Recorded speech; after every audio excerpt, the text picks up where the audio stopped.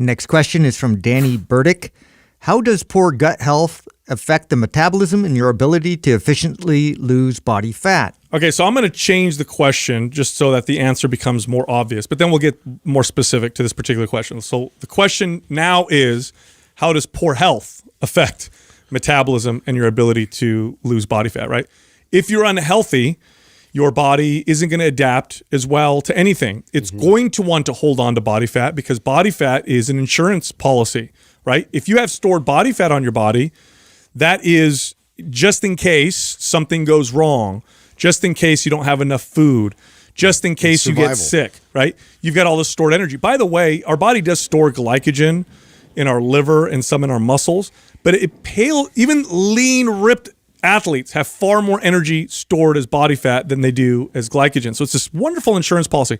So if you don't feel good, if your metabolism, if your health is poor, your body is going to want to store body fat. It's also going to want to not build energy expensive muscle, right? So if you have poor health, you're not going to build as much muscle. So now let's talk more specifically about the gut. Although that falls under this category, there's some pretty interesting specifics when it comes to gut health. Number one, nutrient deficiencies become much more prominent. So if you have poor gut health, you're not absorbing nutrients. In fact, nutrient deficiencies are quite common, even in people who supplement when they have poor gut health because their body's just not absorbing enough nutrients. Does that affect your hormones and your metabolism? Absolutely.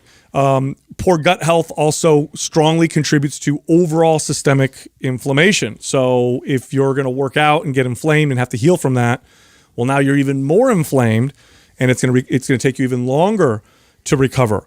This is a big issue that a lot of athletes start to run into later on because we tend to hammer ourselves with food. We tend to hammer ourselves with exercise. Lots of stress on the body can also make the gut more susceptible to having issues. We eat right after we work out, which is often a good idea, but sometimes not a good idea, especially if we worked out really, really, really hard. It can cause gut imbalances. Then we take lots of supplements with artificial sweeteners, which there's debate as to whether or not it's okay for the gut or not. I think that I lean more towards it probably not good for the gut.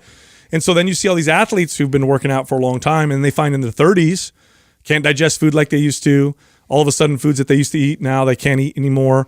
And then their bodies are just not responding like they used to, but like way differently than they used to. So this is a big deal, but so is your overall health. So if you're unhealthy, you can pretty much kiss, burning body fat and building muscle and all that stuff goodbye. It's just not going to happen as much. Well, I think there's an even simpler way to put this. And I think I remember it was Paul Chek, the first time we interviewed him, that I really loved the way that he talked about this. And I don't think I'd ever communicated it this way before. And it's really this simple. Your body has like 11 major systems in it. And if any of them are off, it affects all of them. They're all connected. You're one thing. That's right. And and the reason why this is even a question, or why there's somewhat of a misunderstanding around this, is because in Western medicine we isolate. We take, there's a digestive system, the hormone system. Yeah, we're educated that way around it. Our professions are around that. You go see a specialist for each one of those. Unless you're going to see like a holistic type of doctor, you're not getting that. You're getting someone who's talking to you about the central nervous system. You're getting somebody who's talking to you about the skeletal system. You're getting somebody that's talking about the digestive system. But the truth is, they all work together. And if one of them is not running optimally, it is going to negatively affect all of them. Now, maybe it negatively affects one system more than the other, but they're all being impacted.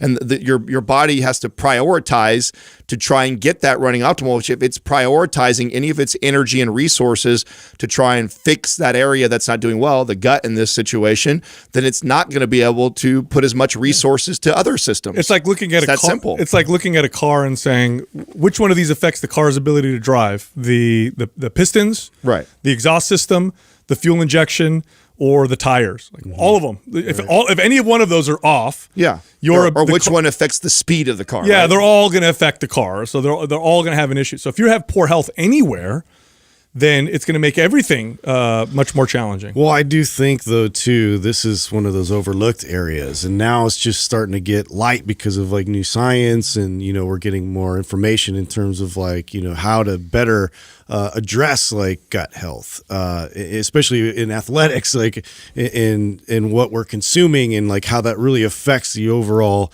system of the body. And so I think that it's good that it's getting highlighted now. People are asking questions like this because it's pointing to that fact that this is also something to really consider when you want your body to perform at its best and to be able to get the kind of results that you're looking for. So if something like this needs to be addressed, you need to look into it. I remember when we started the podcast about 6 years ago, nobody in this space was talking about gut health. I mean, Exactly. you had the very holistic wellness side that talked about it, but nobody in sports performance, fat loss, or muscle building was talking about gut health. And I remember we would bring it up.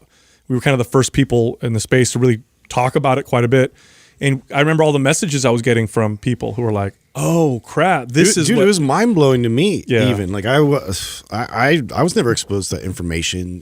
Going through all the certifications and through athletics, and obviously you knew that you wanted to kind of eat better food just because you didn't want to get like fatter. But that was really the gist of what kind of information I was. Well, it goes back to what I was saying, that we're not educated that way. We're educated in a way that breaks up all the systems. And when you're thinking of like the digestive system and you're in the business of building muscle and burning body fat, you just don't think about how much those are actually connected to each other. And I think that's the mistake we make a lot of times, is realizing that. And even like mental stress will affect all those things. There's so many things that affect your ability, and that's why it's so complex too. And not always, it's never a simple answer for someone who's like, "Oh, I'm having a hard time losing body fat, even though I'm doing all these things." it's just It's like, calories in, calories out, bro. yeah, no, it's way more complex than that. Totally.